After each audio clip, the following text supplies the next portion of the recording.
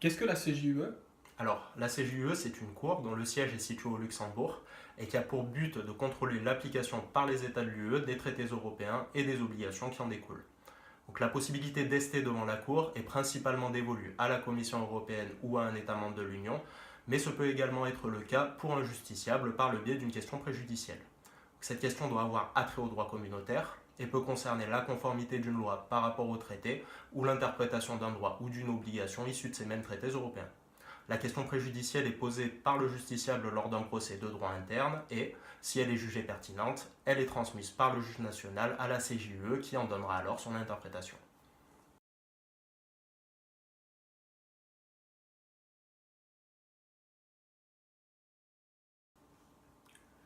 Qu'est-ce que l'interprétation des traités?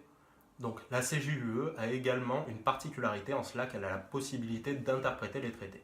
Donc vous me direz que le juge national en droit français a également la possibilité d'interpréter la loi. Or dans le cadre de la CJUE, c'est particulier, car sa manière d'interpréter le droit va en réalité créer de nouvelles règles et de nouvelles obligations qui n'ont pas été spécifiquement prévues par les traités.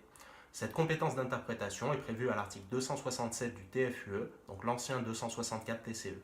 Or, si la législation nationale se trouve être en contradiction avec un traité européen, la CJUE a le pouvoir d'écarter la règle de droit interne.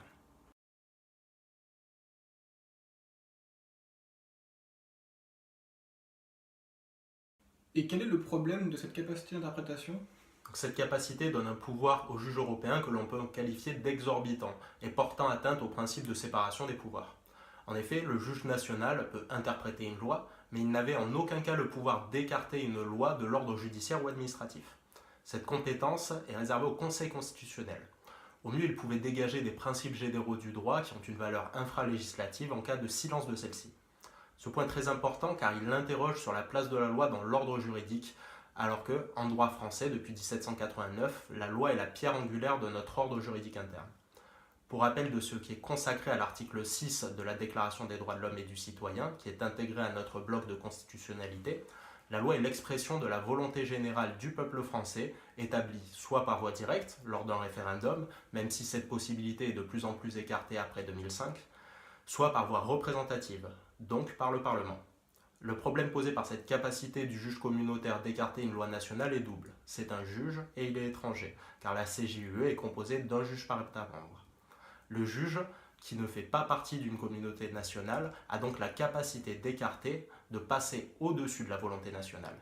Après, la question évidente est de savoir si les lois votées par l'Assemblée sont réellement représentatives de la volonté du peuple. Mais en tout cas, en termes purement politiques, en termes de légitimité décisionnelle, la capacité pour le juge européen d'écarter une loi nationale pose un réel problème de fonctionnement démocratique, car les juges européens n'ont pas été élus par le peuple. Ils ne sont donc pas dépositaires de la souveraineté. Selon la conception communautaire, les traités européens et surtout l'interprétation qui en est dégagée par le juge communautaire est un cadre indépassable, la limite dans laquelle doit évoluer le droit national. La volonté du peuple a le droit de s'exprimer dans le cadre des traités européens.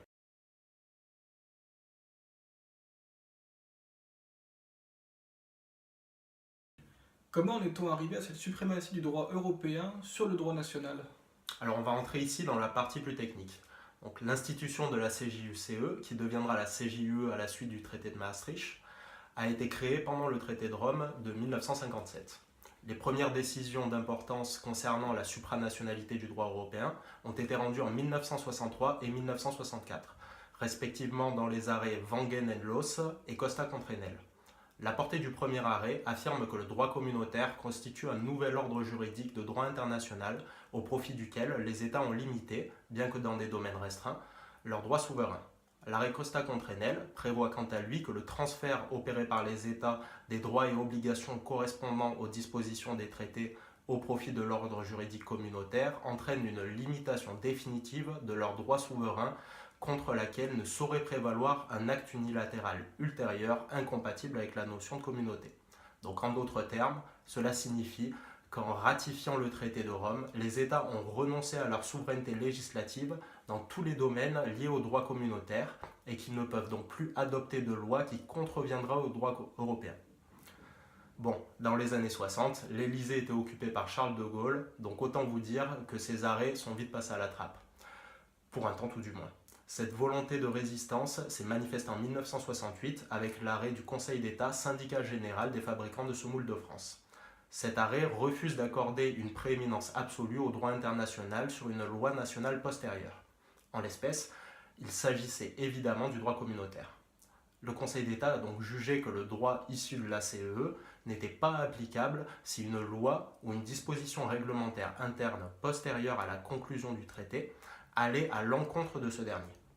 À la suite de cette décision, les défenseurs de la communauté en construction ont émis des réserves quant à cette jurisprudence en invoquant l'article 55 de la Constitution qui consacre le fait que les traités internationaux ont une valeur juridique supérieure à celle des lois. La réserve est que cet article mentionne la réciprocité comme condition nécessaire à l'applicabilité des traités. Et cette condition n'était pas tenue par plusieurs États de la communauté en ce qui concerne l'applicabilité du droit européen. Donc la réciprocité, c'est un principe de droit international qui veut qu'un État ne soit tenu de respecter les obligations qui découlent d'un traité que si tous les autres États l'ayant ratifié en font de même.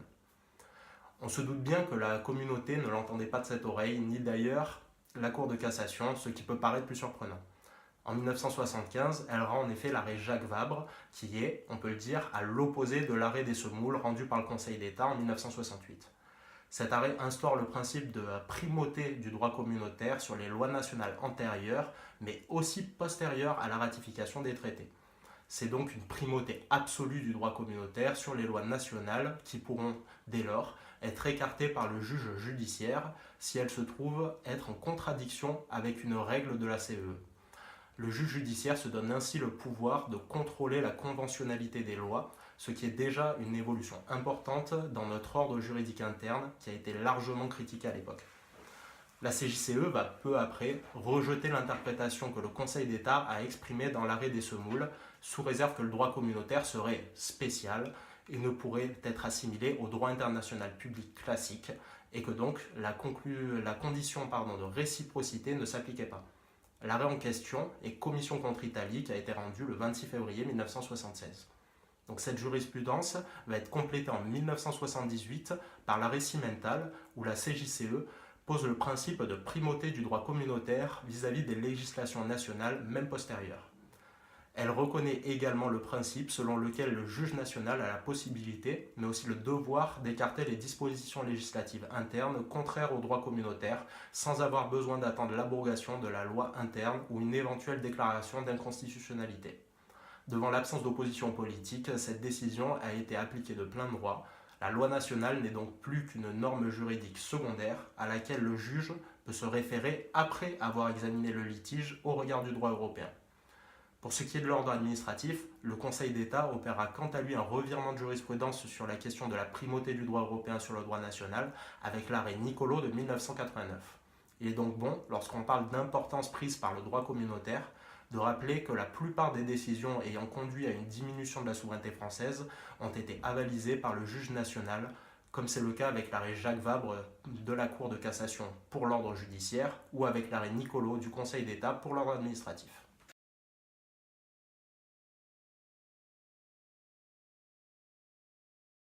Cet abandon de la souveraineté par le juge national est-il uniquement lié au traité européen ? Alors ça n'a pas été le cas uniquement pour les traités européens. On peut aussi citer le cas des directives européennes. Donc une directive, c'est un acte normatif, généralement initié par la Commission européenne, qui donne des objectifs à atteindre, mais également un délai pour y parvenir. Elle peut concerner un ou plusieurs États et laisse généralement le soin de la réalisation au gouvernement. C'est la principale source de droits dérivés émise par la CEE puis par l'UE. La directive n'est toutefois pas directement applicable en droit interne. Les États disposent en effet d'un délai de 2 ans pour transposer ces directives avant que le juge national ne puisse les examiner directement au cours d'un procès. Dans un arrêt ministère de l'Intérieur contre Cohn-Bendit de 1978, le Conseil d'État a tenté de limiter la portée des directives européennes en refusant de prendre en compte une directive non transposée comme source juridique afin d'écarter un acte administratif individuel, en l'espèce une interdiction de territoire. On va voir un revirement de jurisprudence en 2009 dans un arrêt Madame Perreux où le Conseil d'État affirme que l'État ne peut prendre de décision administrative contraire à une directive européenne, même non transposée. Dans le cas d'une interdiction de territoire, cela signifie qu'un acte administratif individuel, comme une obligation de quitter le territoire, ne peut plus être pris à l'encontre d'un ressortissant d'un pays de la communauté.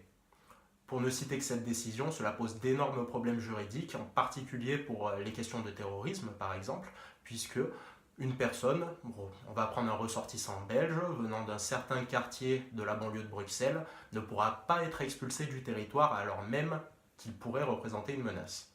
La supériorité du droit communautaire en ordre interne est donc tirée non pas directement des traités, mais de leur interprétation par le juge européen, même si on peut considérer que ce n'est qu'une conséquence logique de l'appartenance à la communauté. Il est bon de remarquer que l'abandon de la souveraineté est aussi le fait du juge national, dans de nombreux cas malheureusement.